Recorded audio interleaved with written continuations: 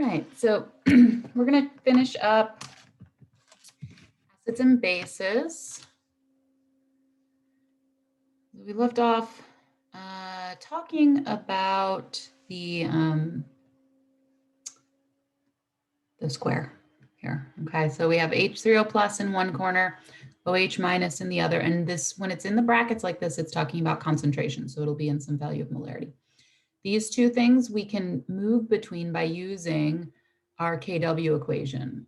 So 1.0 times 10 to the negative 14 will always equal your H3O plus concentration times your OH minus. So if you know one of these, you can get the other one just by taking your KW constant and dividing it by what you do know. pH is a scale that talks about the concentration of your acid, and specifically it's talking about it in a logarithmic scale or an exponent scale. So every time you go, like when you go from pH of 2 to 3 versus 3 to 4, that is actually a factor of 10 and then a factor of 100. So you get, it's not just like you're going up by one step. So if I know pH, or rather, if I know H3O plus concentration, I can determine the pH, and we worked on that last time. So pH is equal to the negative log of the H3O plus concentration. We derived the other direction. If I, in fact, know the pH and I want to know, sorry, I've got these flip-flopped.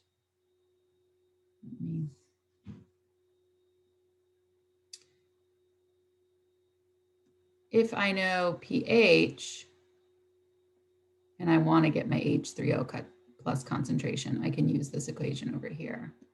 Let me just switch those arrows out, sorry.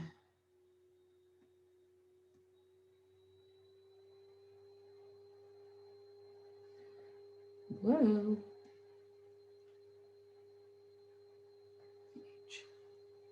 Okay. So the inverse of this equation is H3O plus equals 10 to the negative pH. So let's do one of those. Let's say that you're given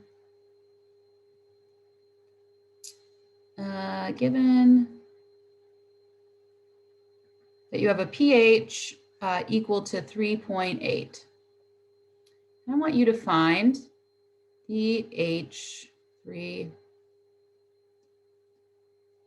H3O plus concentration, okay, in molarity, in big M.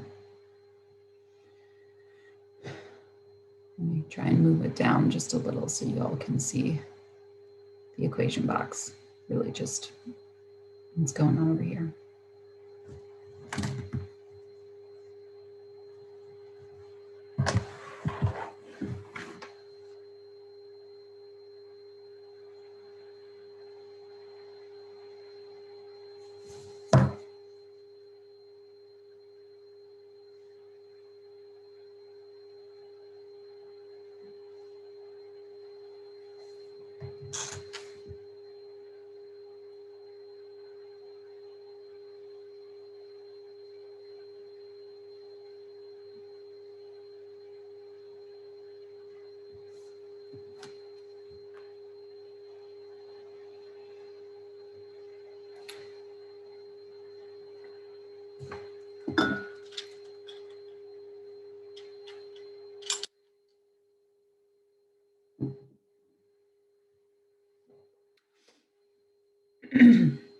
Okay, so for this one, I know pH and I want to go to H3O plus, so I'm going to be moving up here. So H3O plus,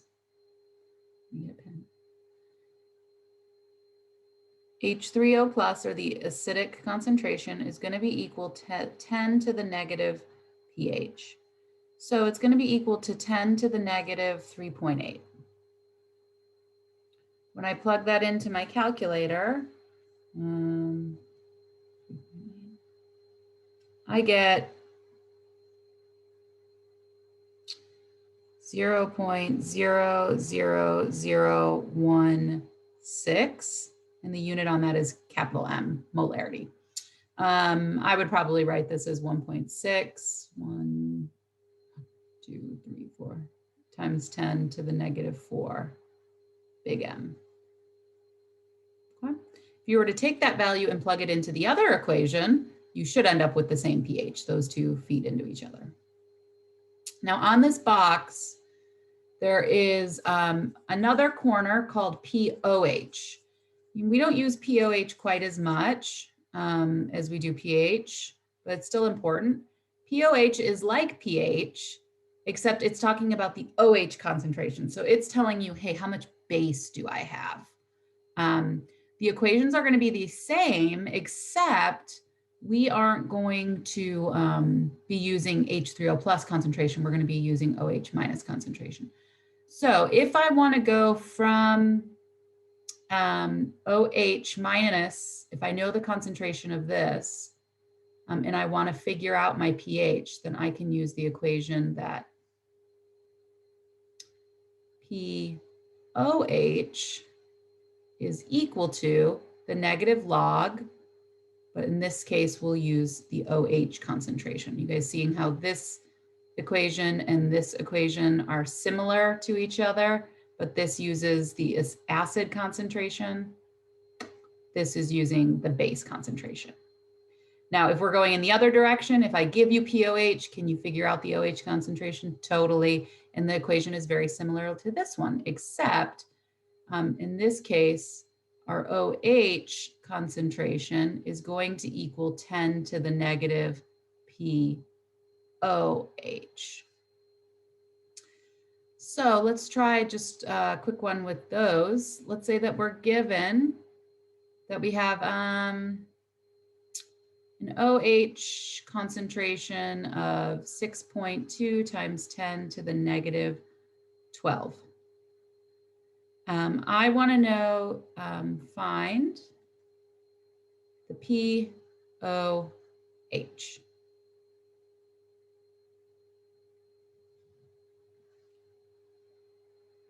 Let me sort of move this down so you can get a peek at those two equations. They're the same equations. They're just using OH. So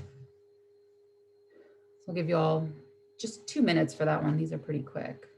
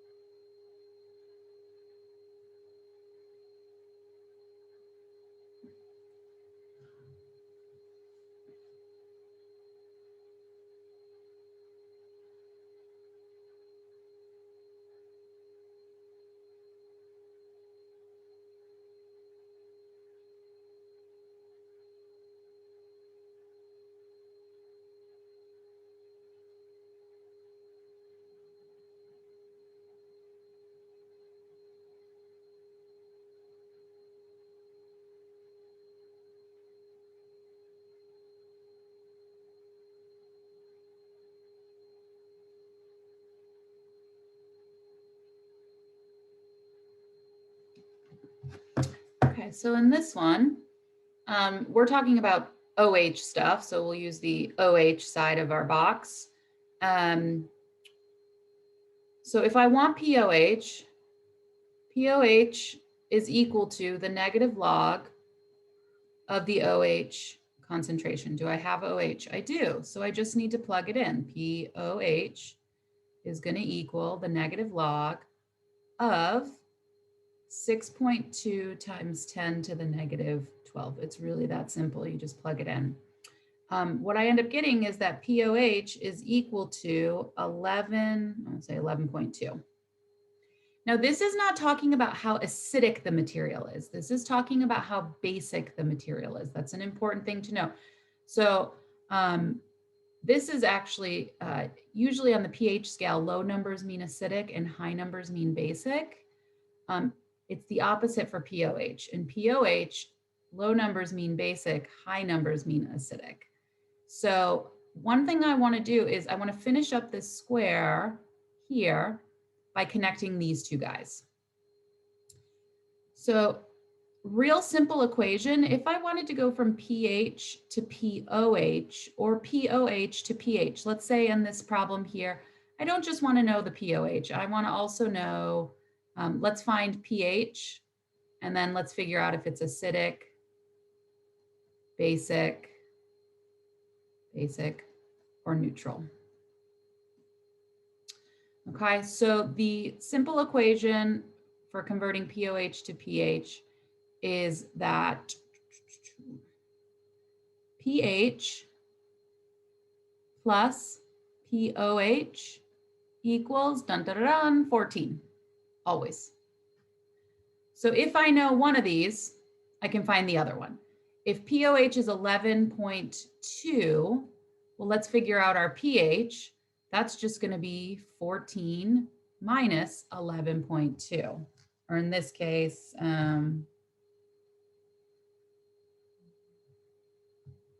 it'll be equal to 2.8. So the pH is 2.8. Last time I checked on the pH scale, sorry, no, pH is 2.8. POH is the 11.2. So pH 2.8, last time I checked, low numbers mean that this is an acidic material. So now you have this box for equations, and you can sort of move around as you please. There is no direct path between the corners. Okay, so I can't go directly from H3O plus to POH. I would have to do a two-step. I'd have to go through H3O plus to pH and then jump over to POH. Or I could also go H3O plus to OH to POH. I always prefer going this way just because this is such a simple equation, whereas going this way, I have to use that KW constant. So let's do a double one, okay?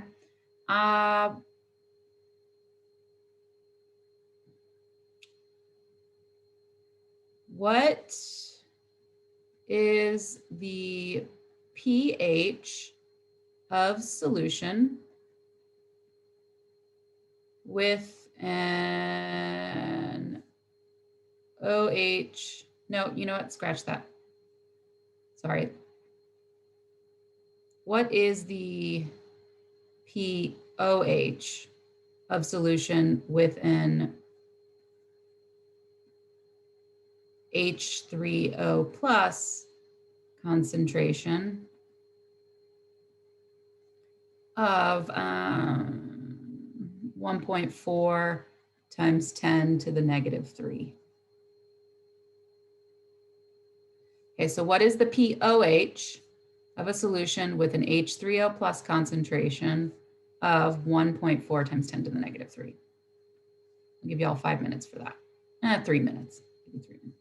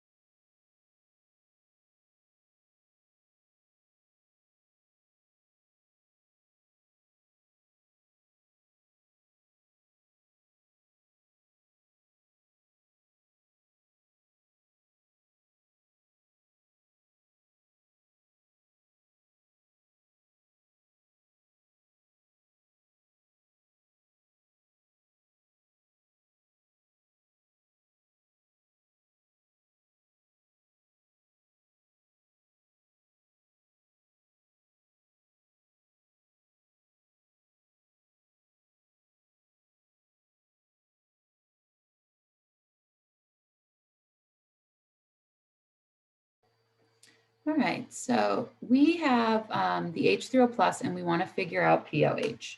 So as far as looking at this box of all this information, we are starting with a piece of information here, and I want to end with the piece of information here. You could go this way, but I'm going to go this way. All right, so the first thing I need to do is figure out what my pH is if I know my H3O plus. So pH will equal the negative log of the H3O plus, or that's the negative log of this 1.4 times 10 to the negative 3. Okay. This gives me a value of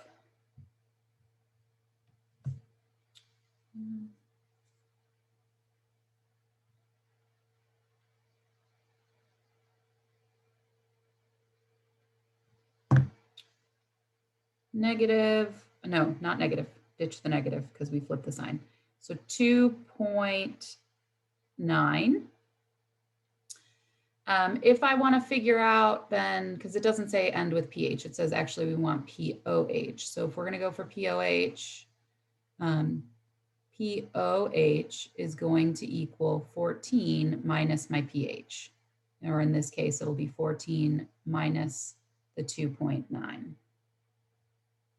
So in this case, it will equal 11.1. Any questions on that, on how to move around that box? No, it's not too bad. If you've got this is like the master plan. This covers like 20 slides, okay? So we're gonna kind of blow through those slides. We left off somewhere back up here. Okay, all this stuff is pretty much just encompassed in the slides. So as far as reactions of acids and bases, okay, so reactions of acids like to react with metals, and when they do that, they'll produce salt and hydrogen gas. Bases, when acids react with bases, they'll always produce a salt and water. We've kind of already gone over this. And when acids react with bicarbonate or a carbonate, they produce carbon dioxide gas. That's when you get like the fizzing stuff. So here are acids mixing with different types of metal. So here's our acids in both of these. Here's a metal. They're in solid form. And what we get is a single displacement, or the hydrogen gets bumped out, so we get the hydrogen gas, and then the metal mixes with the chlorine from the acid. Fizzes, and we actually will dissolve the metal.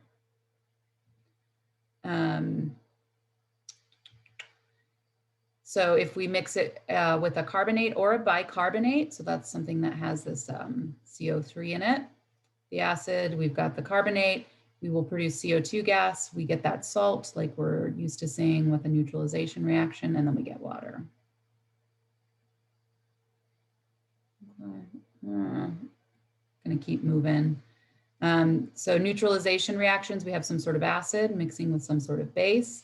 What do we get left over? Always a salt and water. This kind of repeat reactions. Okay. This is the net ionic equation for an acid-base reaction. Doesn't matter what the acid is you're delivering or the base. In general, we're going to get hydrogen mixing with hydroxide to give us H2O, or neutral pH. As far as writing neutralization reactions, write the reactants and products, balance the H plus and the OH. This we're not going to stress too much about. All right, let's move through that. So acid-base titration, this is something I do want to talk about. So in a lab setting, a lot of times we'll have a known amount of an acid, but we'll have an unknown concentration of, say, the base. And what we can do is go through a titration process where we neutralize an acid with a base in order to figure out, and when we get this to this equilibrium point or where they're equal to each other, we can figure out the concentration of the unknown. These titrations will require some sort of indicator. Usually they use phenolphthalein, which is, it produces this pink color when you've hit that point where your acid equals your base. So we'll have an acidic solution, and then we'll have a base, or sometimes these are flipped. There will be a phenolphthalein indicator, and we'll slowly let base fall into the acid. Usually you do it, initially you'll open this a little faster, and then as you get closer to the equilibrium point, you just want to add a drop here and there. It will turn this like pinkish color when you've hit what's called your end point. And your end point is when the amount of acid in here is equal to the amount of base that you've poured in. So there's an equal number of moles of acid to base. If you know the concentration of the base, and you know what volume you used, and you know the volume of your acid, you can actually figure out the concentration of the acid. So let's do this.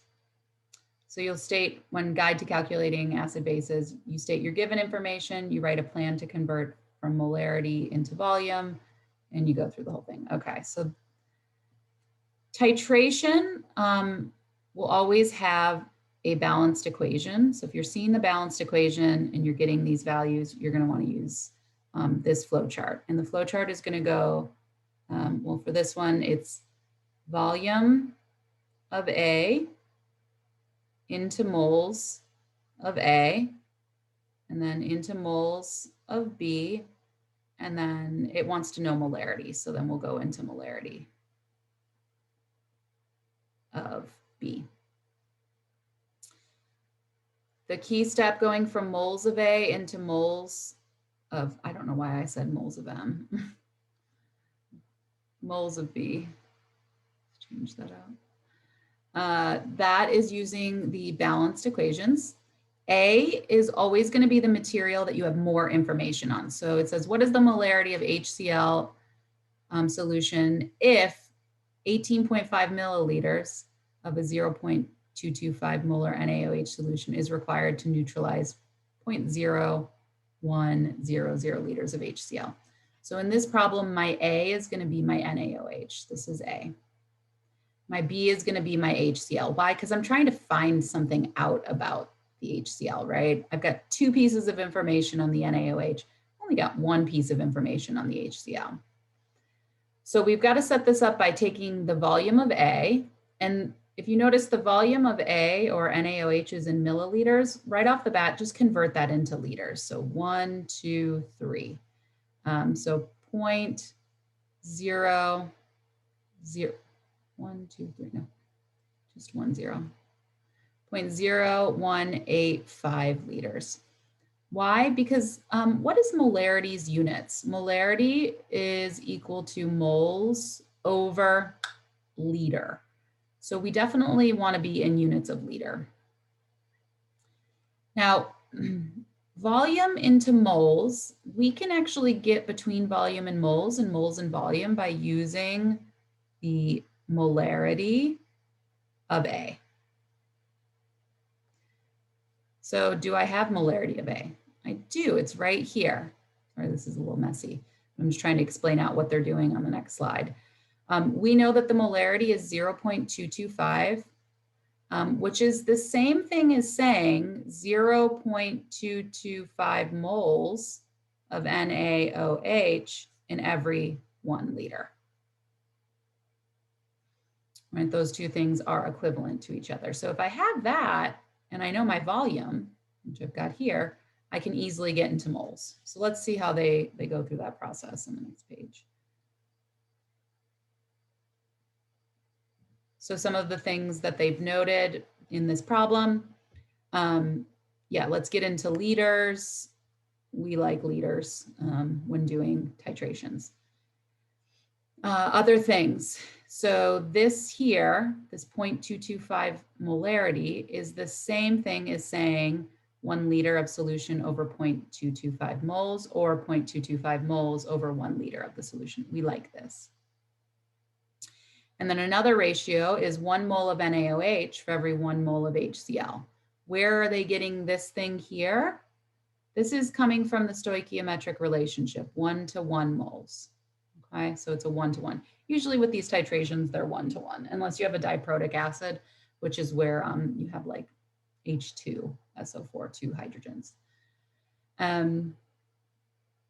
So when setting the problem up, they start with the volume and they convert that first into liters. So we have the 18.5 milliliters and they convert it into liters, which we sort of already had done earlier.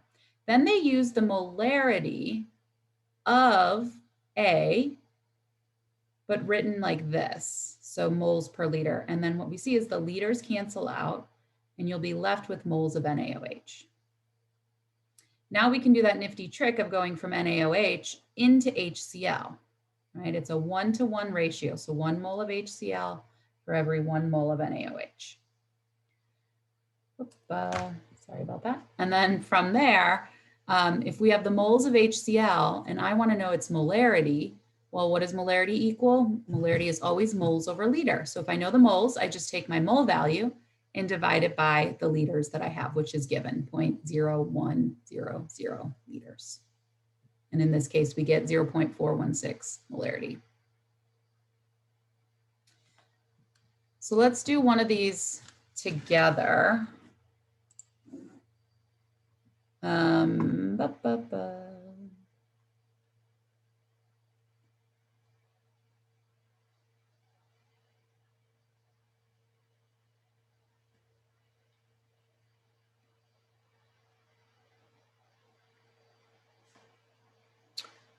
All right, so what is the molarity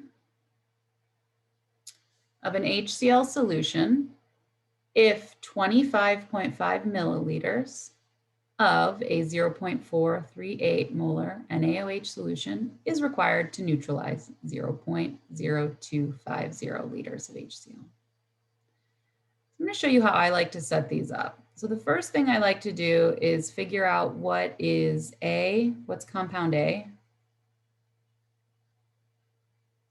and what's compound B. So in this case, compound A is going to be whatever we have more information on. We have more information on NaOH, so I'm going to put NaOH here. What are some of the values that I know about NaOH? I know its volume. Its volume is equal to 25.5 milliliters. And right off the bat, when I'm doing titrations, I'm just going to get out of milliliters. So let's instead call this 0.0255 liters. What else do I know about NaOH? I know its concentration. So its concentration is equal to 0.438 big M. But this is just a single unit. It's not great for dimensional analysis. So I'm actually going to convert this into moles per liter. So this is the same thing as saying 0.438 moles of the NaOH in every 1 liter of the solution. Compound A. What do we have about compound B? Compound B is going to be HCl. It's the acid. Do I know anything about HCl? I do. I know its volume. So I know that I used 0.0250 liters. What does it want me to find? It wants me to find the molarity of the HCl. Okay, so I want to find its concentration. And remember, concentration, which is molarity, is equal to moles over liter. Do I know the moles of compound B? Not yet. Do I know the volume? I do. I actually know the liters right here. So, why don't we even just plug that in? 0.0250 liters. The thing we need to do is we need to get these moles. We need to get to moles of HCl. So how we're going to do that is we start with our volume. You always start with volume A, convert it into moles of A, then convert into moles of B, And then from there, we can get to the concentration, right? If we know the moles of E, we can stick it right in there. So let's start with our volume A, which is 0.0255 liters. And specifically, it's liters of NaOH. Now, in order to go from moles of A into moles of B, I use my molarity, big M, molarity of A. That's this thing here. This isn't useful. This is very useful. So let's pop that in. For every 1 liter of the solution, what do I get? 0.438 moles of the NaOH. Now, we're in moles of this. We want to get to moles of this. What is the relationship? 1 to 1. So I'm just going to tag on here. Sorry, we're going to go off to the edge. 1 mole of NaOH for every 1 mole of HCl. So let's figure out how many moles of HCl we have. We'll take that 0.025, 0.0255. We multiply it by 0.438, and that's it. That's it. So we end up with 0.0112. And this is moles of HCl. Yay, I'm done. Not quite. It doesn't want moles. It wants concentration. So the last thing we want to do is take this value and thread it into this equation right here. 0.0112 moles in every 0.0250 liters. So divide that by the 0.0250 liters, and we end up with a concentration of 0.447 big M. So these problems, you may get one of these. Just follow this formula. Find compound A, find compound B, organize your information, and then it's really going to be going from volume A to moles of A, and then moles of A to moles of B, and then you just thread it into the equation. That should get you there. So I'm going to leave it with that for now because we got to keep moving forward. We're just a hair behind. If you want more practice with that, we may be able to come back to it next lecture, but I'm going to keep moving forward. All right, so they did everything we did and we got the same answer. Antacids, okay, cool. So the last thing I want to talk about is a buffer solution. A buffer solution is something that helps to maintain pH by neutralizing small added amounts of acid or base. So if I've got a buffer solution and it's got a pH of like roughly 7, if I add acid, the pH is only going to adjust slightly to like 6.9. If I add a base, it'll adjust to maybe 7.1, but we don't have these huge swings in pH. Your blood is a perfect example of an acid or of a buffer solution because your blood needs to stay at a pH of a roughly like 7.3. So if you dump a bunch of acid or base into that system, it will counteract that. So here is what would happen if we didn't have a buffer solution. If we just had something like water, okay, it's got a pH of 7. If I add acid to this water, boom, its pH is going to drop very quickly. If I add base, boom, its pH is going to increase very quickly. But instead of having just water, I have a buffer solution. So I put this thing called a buffer in there.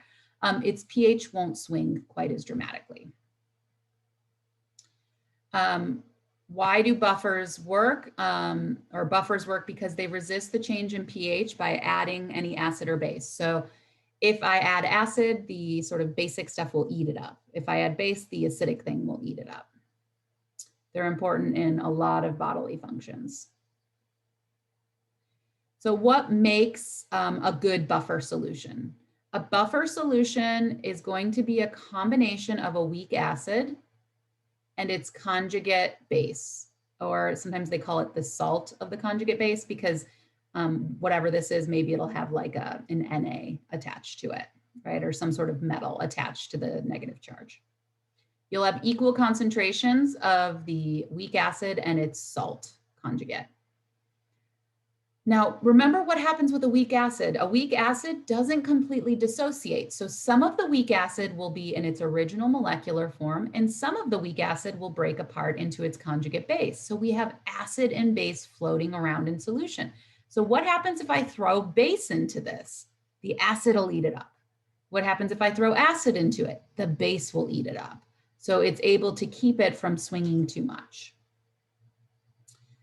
So in a buffer with acetic acid, which is this weak acid, the salt that's produced is going to be this thing here. You may see it written like this, NaC2H3. Look at how this is different than this. It's, yes, there is a sodium here, but it's dropped the hydrogen. Okay, here, this may be a little easier to see that conjugate weak acid base combination. They call it a salt. The conjugate base is called a salt because it's got this Na stuck to it, but that's going to dissociate anyway. This isn't really super important. That could have been a K, it could have been an Li, it could have been a bunch of different things. So we have this balanced amount of acid and base, or we've got the acetic acid, and if I add the base will get eaten up by the acetic acid.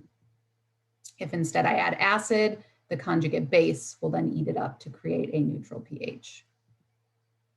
So here's our weak acid and our conjugate base. If I add acid, I'm going to have a little bit more weak acid, a little less conjugate base, vice versa. If I add base, I'm going to have a little more conjugate base and a little less weak acid. So it'll change the pH slightly, but not a lot. So as far as what makes, you really want to be able to identify what makes a good buffer solution. So we want it to be a weak acid with its conjugate base, and sometimes that conjugate base is in a salt form. So looking at these, this one sucks. Why? Because this is a strong acid, strong acid. Strong acids do not make good buffers. Why? Because they completely dissociate. So you don't have any of the original material in there. So we know we don't like that. This one here, okay, we've got an acid, specifically a weak acid. I like that. And then is this its salt base, conjugate base? It is. How did we get from here to here? We dropped a hydrogen and then we stuck like a sodium on there. So this one we like, that's good. This doesn't make any sense, right? We've got PO4. We don't even have PO4, so this is just bad. This is a weak acid with a salt, just a random salt. We don't want that. The salt itself has to have some sort of correlation to the weak acid, so we don't like that. This last one, oh, I like this. So we've got a weak acid. To get to the conjugate salt base, we rip off a hydrogen and then we stick something on there to make it a salt, like some sort of metal. This is good too. I like those. So B, good buffer, D, good buffer. Oh, okay. So that is it for acid base. So that covers everything that will be on your test on Sunday, because remember we pushed the test back a week. So make sure to go through that stuff. We are going to lecture forward though. And we're going to get into organics finally. Yay, woohoo. So if you thought naming and nomenclature was fun for inorganics, just you wait. Oh boy. Give me just 1 second. I got to run to the, I have to run to the washroom.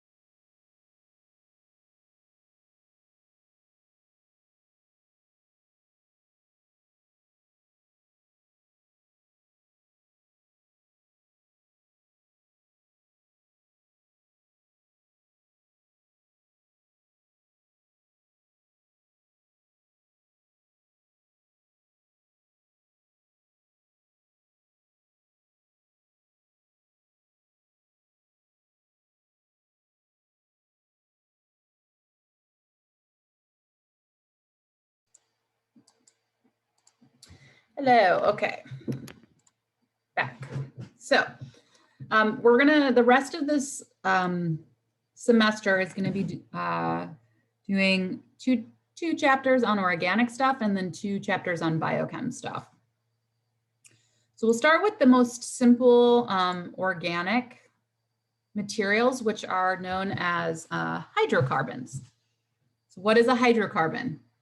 Well, it contains hydrogen and carbon. We will add accessories later, but we'll start pretty simple. So this dude over here is, looks like he's doing some sort of controlled burn, and he's using a flammable material that is a hydrocarbon.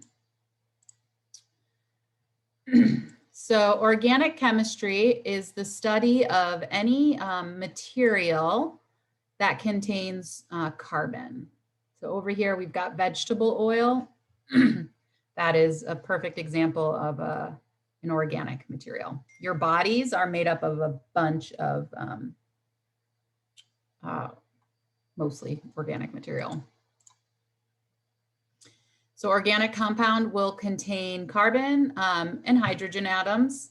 There are some other things that may get inserted in there, accessories. So we might have nonmetals like oxygen, sulfur, nitrogen, phosphorus, and halogens. Halogens being everything in column 7 on the periodic chart. So like your chlorine, bromine, fluorines.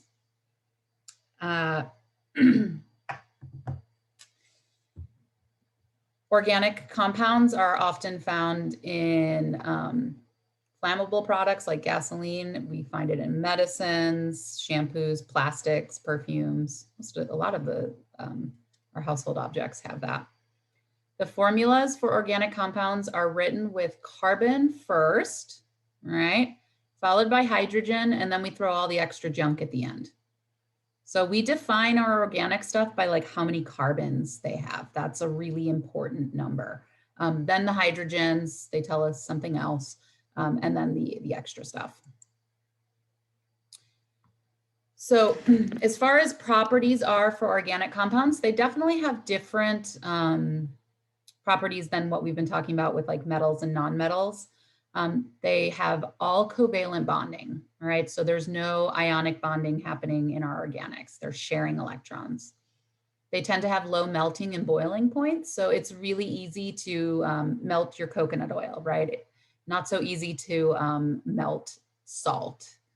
They tend to be flammable and they undergo a lot of combustion. So any of those like yummy smelling candles you have in your house, those are like soy or some sort of organic material that allows them to combust. Vegetable oil is a mixture of organic compounds. So there's a couple different organic materials that we find in vegetable oil.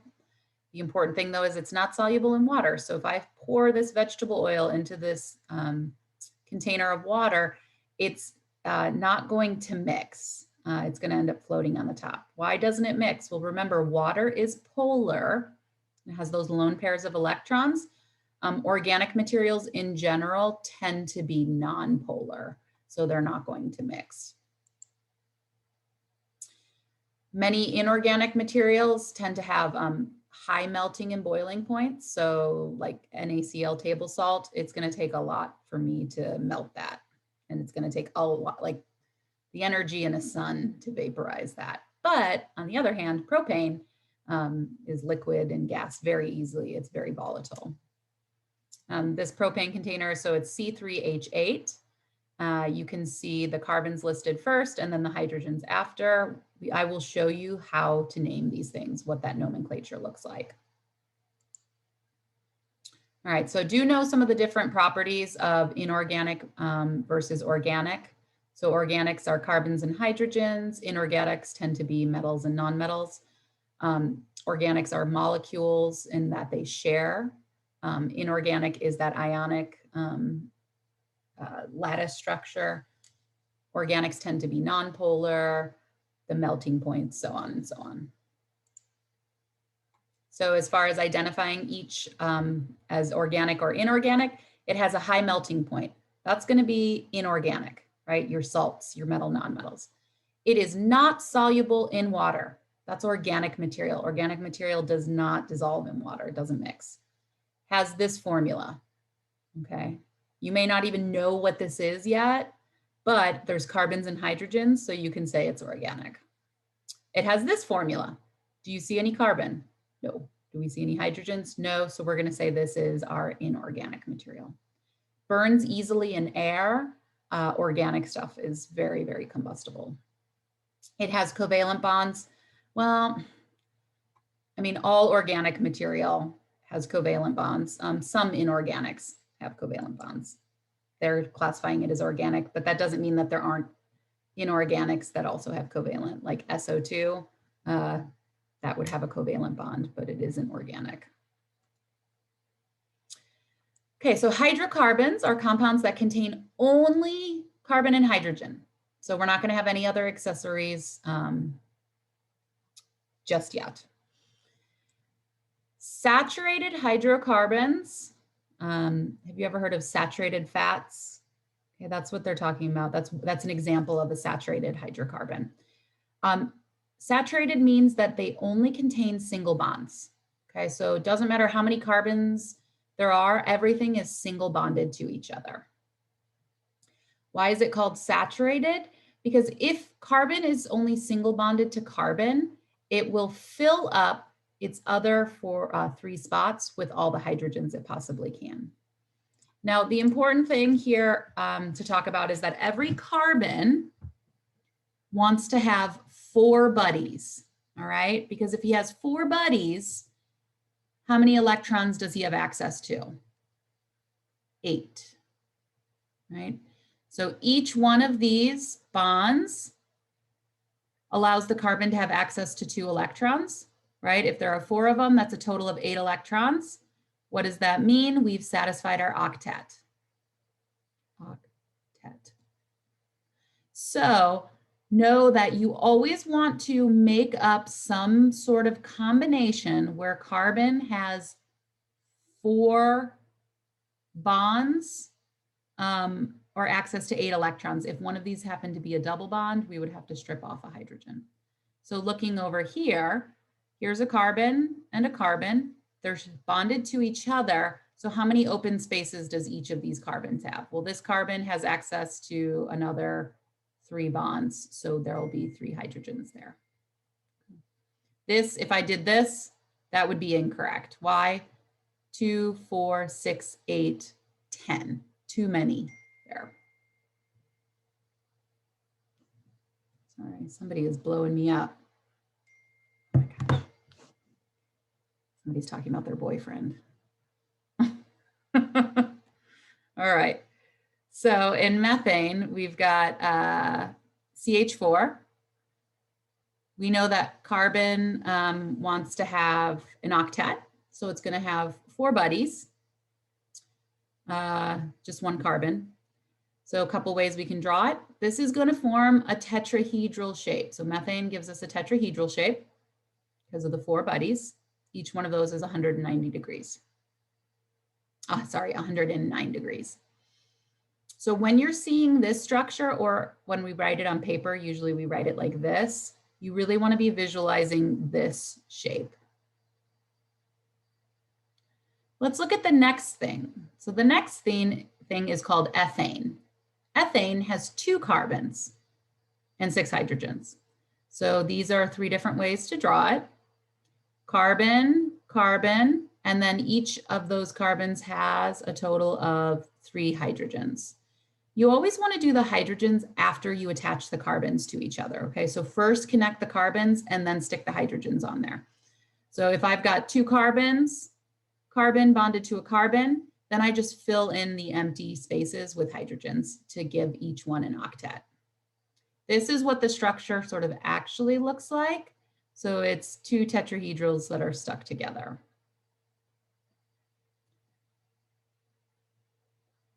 So here is butane. It says predict the shape around each carbon atom. So each of these carbons has how many buddies? This carbon has 1, 2, 3, 4. This carbon has 1, 2, 3, 4, so on and so on. So each of these are going to be in the shape of a tetrahedral. So tetrahedral shape for each of those. It looks something like this. This is a hexane, but it's a similar concept. So this is 4 carbons chained together. This is 6 carbons chained together. But do you see how they're little tetrahedrals? This is a tetrahedral, 1 buddy, 2 buddies, 3 buddies, 4 buddies, right? So we've got this sort of zigzag up and down shape. Now, how do you know that this is hexane? How do you know that this thing is butane, propane, so on and so on? Well, there is a system to naming these. The first thing that we want to talk about, the most simple of the hydrocarbons, is known as an alkane. A-N-E, alkane.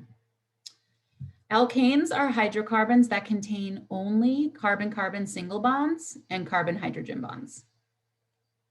They are formed by a continuous chain of carbons, and there is an IUPAC system to name them. You will use a Greek prefix to tell you how many carbons you have, and then you'll end it with ANE. So let's check out the prefixes. Here are all the prefixes up to 10. You need to, normally you would have to have these memorized. You guys just need to make sure you have them readily available. So 1 carbon chain is going to be called a meth or a methyl group. 2 is eth. 3 is prop, bute. They start to make a little more sense when you get to 5, pent. 6 is hex, 7 hept, 8 oct, 9 non, 10 dec. Okay? If each of these things is single bonded to each other, we add the ending ane. Now carbon, if there's only 1 carbon, like in methane, we're only going to have methane because it's going to have 4 around it. It's not going to double bond to another carbon, so that's not going to be an issue. But 2, here we've got eth. It's carbon single bonded to carbon. We would call it ethane. There's a couple different ways to write this. So you can write the name ethane. We can write what's called a molecular formula, which you guys are pretty comfortable with. It's going to be 2 carbons and then 6 hydrogens. If we want to write what's known as the condensed structural formula, this is where we clump things together, specifically the carbon with all of its surrounding hydrogens. So in this instance, I'll draw this one out here. We've got carbon bonded to carbon. There's only 2 carbons. So each of these needs an additional 3 buddies to figure, to finish the octet. Now, this is the expanded structure. This is kind of a pain in the butt to write. So what they will do is they'll clump the carbon with all its adjacent hydrogens, and they'll write it as CH3. So that's what this is representing here, is this whole clump. Now, once we get more than 2, then we start to have internal carbons, or these carbons in the center. So let's do propane.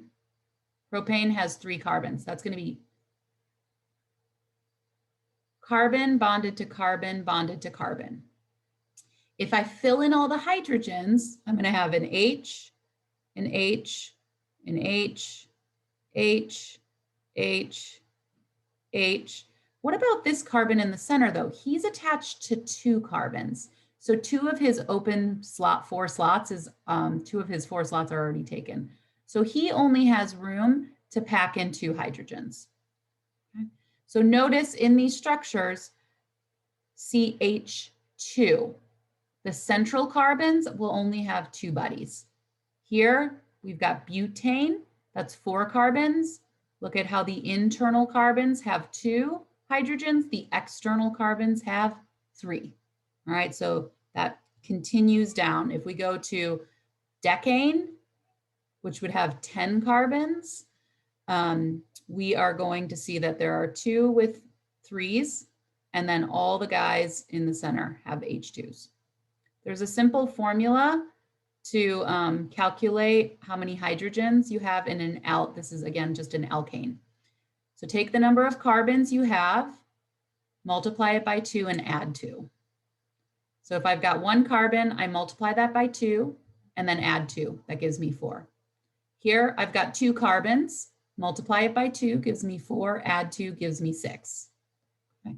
Same thing down here, 10 carbons. If I want to figure out how many hydrogens to saturate it, multiply it by 2 to give me 20, add 2 gives me 22. Right, that's a quick way to calculate those.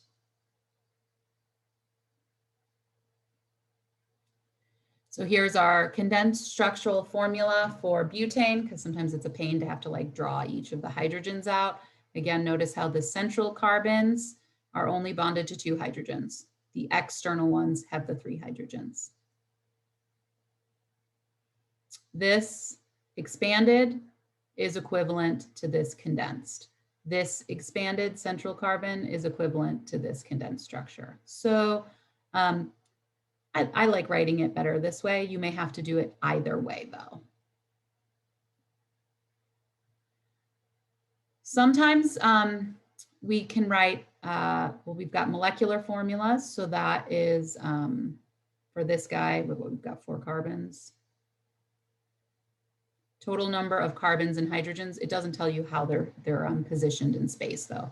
So it would be what, 1, 2, 3, 4. So C4 and then H8, 10.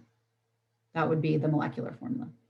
A skeletal formula will show where the carbons are related to each other, and you will connect them with a line. So sometimes it's not even this detailed. Okay, sometimes your skeletal formula, let's say for butane, will look like this. Boop, boop, boop. I will draw that and expect you to know that that's butane. The corners and ends are carbons. And then we just assume that you fill the hydrogens after that. All right, so you start to see, oh, well, this is going to have 3 hydrogens. It's going to have 2 hydrogens. It's going to have 3 hydrogens.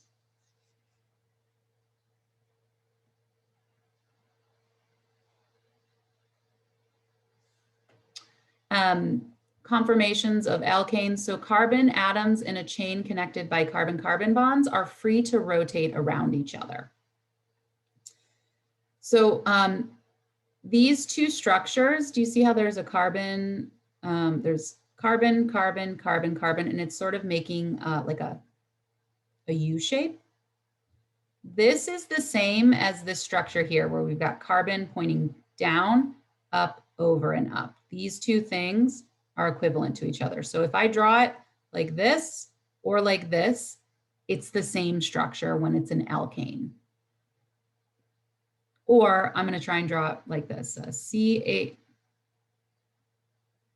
does not want to work today, CH3 down to CH2, over to CH2, up to CH3.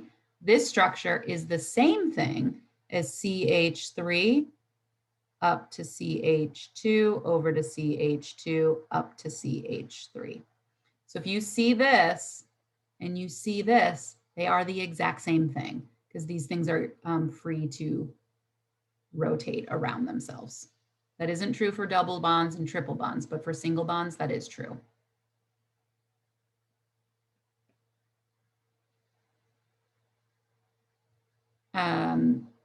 So alkane representations, there's a couple different ways that we can represent these organic materials. Oops, getting ahead of myself.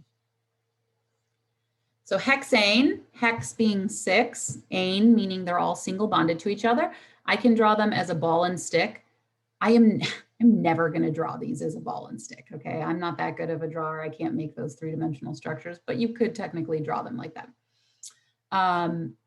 You can also, we've got our, so we've got, sorry, it says our molecular formula is this first thing up here. Then we've got our ball and stick. Then we've got our expanded structure, which is kind of a pain. This is where you put all the hydrogens in their like spots. So we draw 6 carbons, 3 on the edges, and then you put the 2 in for each central carbon. The condensed structural formula you'll see quite often This is where we will clump the hydrogens with the carbon. So we've got our CH3, our CH2, CH2, CH2, CH2, and then CH3. This is a little faster to write than this. You could also write it like this in a straight line, doesn't matter. Okay. And then there's the skeletal formula, which is this thing down here. Okay. I want you to be able to see this and know that it is in fact this or this. Now, if you're like, how do you do that? Remember, the points are your carbons. So 1, 2, 3, 4, 5, 6, and then we just fill all the hydrogens in. So this can become that pretty quickly, but it's much faster to write it this way. It always, whenever you're doing your skeletal formula like this, you have to put zigzags in it. You have to draw it more like this. You can't draw it like this, okay? Because otherwise you just end up with a straight line and I couldn't tell you how many carbons there are. So you have to jackknife it to let me know where the carbon junctions are.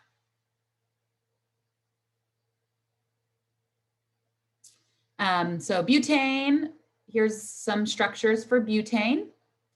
There's the ball and stick. Butane has 4 carbons, 10 hydrogens to saturate it. We see this one a lot. Here are a couple different condensed structural formulas. So it could be drawn in a straight line. It could be drawn like this, like a little zigzag. It could be drawn like this, like this. All of these things are saying the exact same structure of butane because these guys are free to rotate. So don't get confused if you see it like this or like this and you're like, ah, those are 2 totally different things. They're not when they're single bonded. Those are the same thing. And then there are our skeletal formulas down there. I could make a couple other skeletal formulas too. I could draw something like this or like this. 1, 2, 3, 4, butane. 1, 2, 3, 4, butane. 1, 2, 3, 4, butane.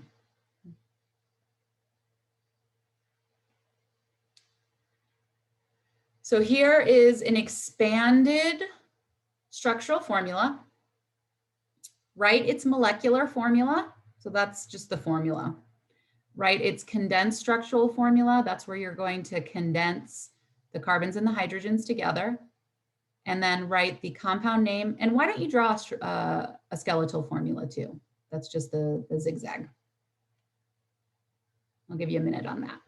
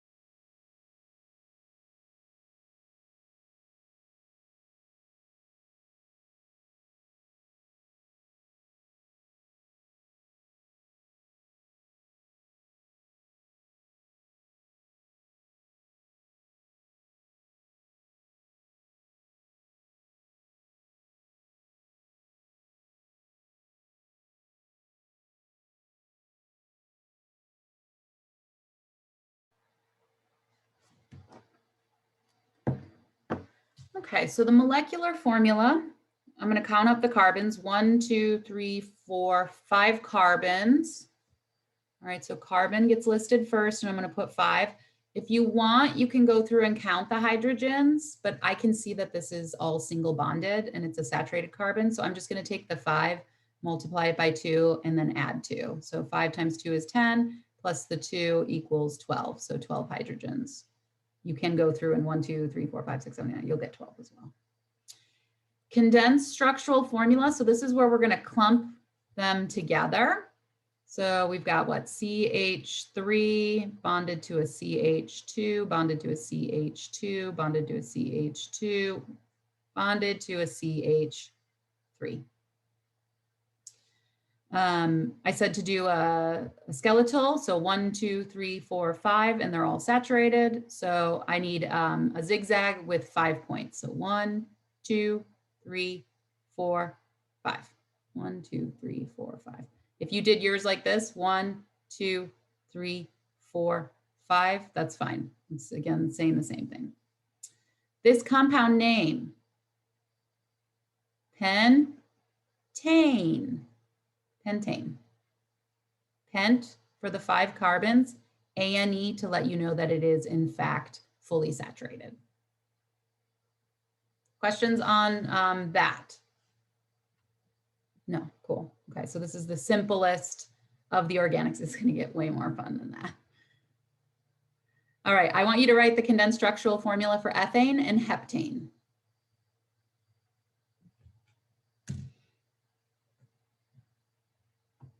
And I'm not sure if your textbook has a quick prefix cheat sheet on it. My 151 does, but you can always just look up organic prefixes on your phone.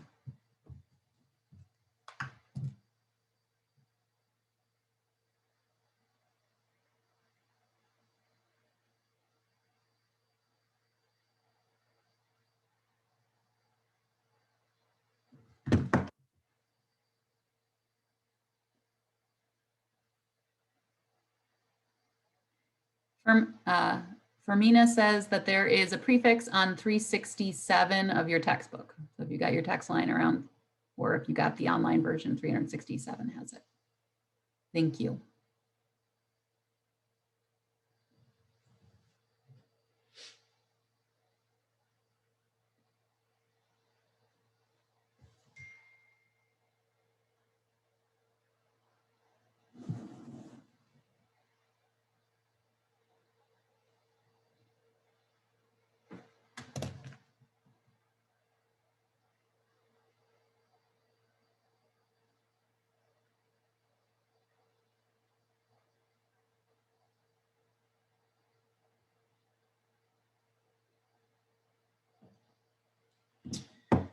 All right, so F means 2, ane means single bonds or unsaturated.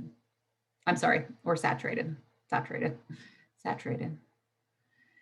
So I need 2 carbons, a carbon bonded to a carbon, and they're both talon carbons, so they both should have 3 hydrogens. If I was to draw this as a skeletal formula, it would look like this. Boop, it would be a line. Heptane, hept is 7. Ane is letting me know that it's a single bond for every carbon. So let's get going. Carbon. End carbons will have 3 to a central carbon that has 2, 2, 2. Even this is a pain in the butt. 1, 2, 3, 4, 5, 6. 3. Okay. 1, 2, 3, 4, 5, 6, 7, 7. If I was to draw the skeletal, like the real lazy version, which I tend to gravitate towards, it's going to be 1, 2, 3, 4, 5, 6, 7. 1, 2, 3, 4, 5, 6, 7. There you go, heptane. Much faster than this.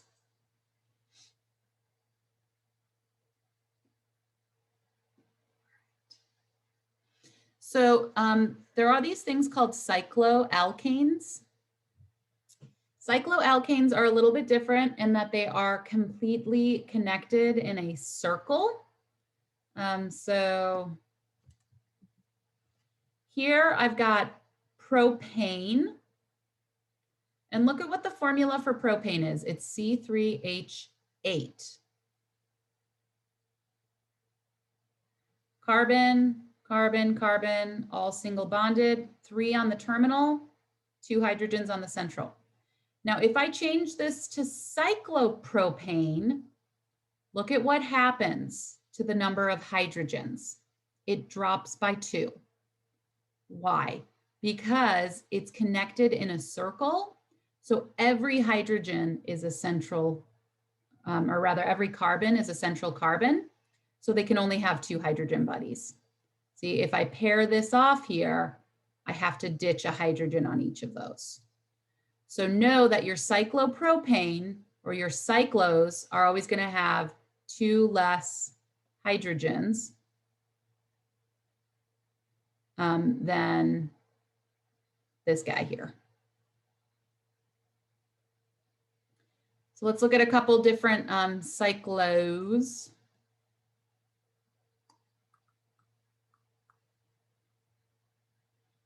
So here's cyclopropane. You can't have a cyclical structure smaller than cyclopropane.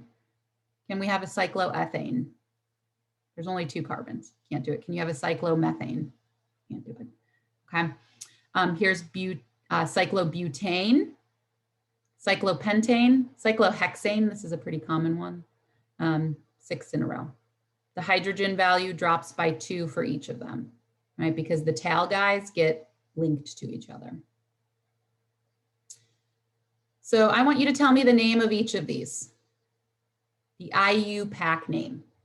That's the prefix with the ANE for the ending.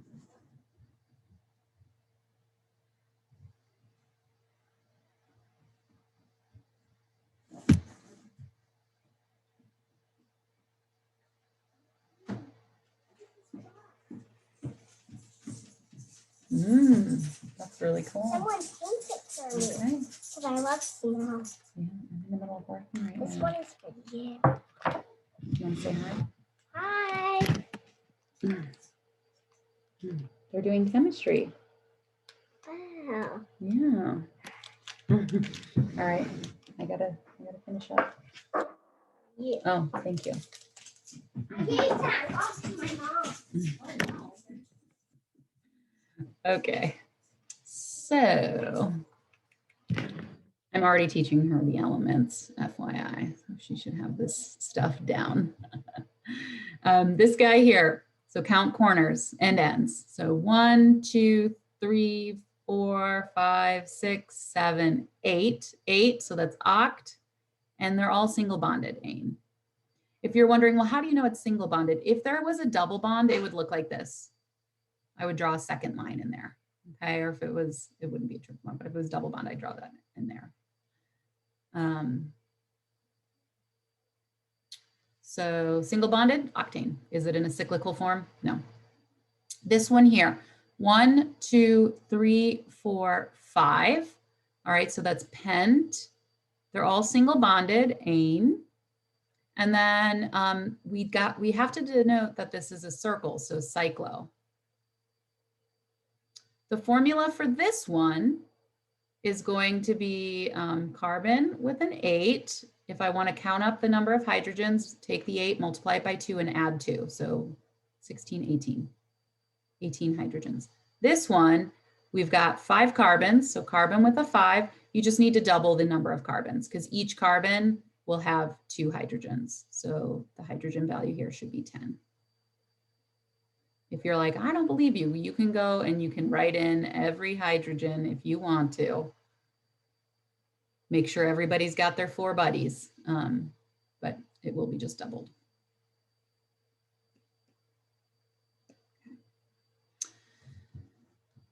So we'll stop there. We have so many fun things to do with organics. We'll get into them next week, or not next week. Sorry, we'll get into them on Wednesday. So if you have any questions, feel free to hang out.